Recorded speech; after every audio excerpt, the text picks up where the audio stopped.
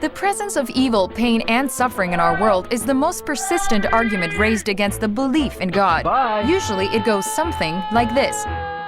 Put your hands up now! An all-knowing God would know evil exists. An all-loving God would want to prevent evil from existing.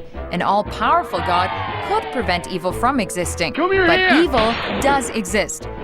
Now, given that the fourth proposition would appear to be undeniable, it can be inferred that one of the other three must be false, and thus there cannot be an all-knowing, all-loving, and all-powerful God. Checkmate. Or at least some people think that. However, not too long ago, an American philosopher named Alvin Karl Plantinga put forth a new proposition that is intended to demonstrate that it is logically possible for such a God to create a world that does contain evil. This is how he summarized his defense.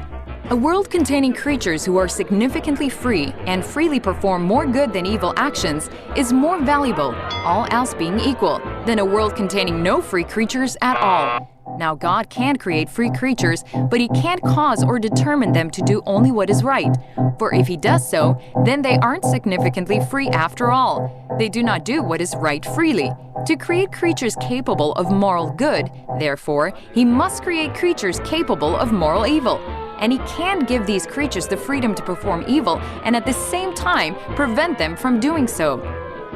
C.S.Lewis would agree, saying, "Imagine a wooden beam became soft as grass when it was used as a weapon, and the air refused to obey me if I attempted to set up in it the sound waves that carry lies or insults. But such a world would be one in which wrong actions were impossible, and in which, therefore, freedom of the will would be void. If the principle were carried out to its logical conclusion, evil thoughts would be impossible, for the cerebral matter which we use in thinking would refuse its task when we attempted to frame them." Continuing his defense, Plantinga says, as it turned out, sadly enough, some of the free creatures God created went wrong in the exercise of their freedom. This is the source of moral evil. The fact that free creatures sometimes go wrong, however, counts neither against God's omnipotence nor against His goodness, for He could have forestalled the occurrence of moral evil only by removing the possibility of moral good.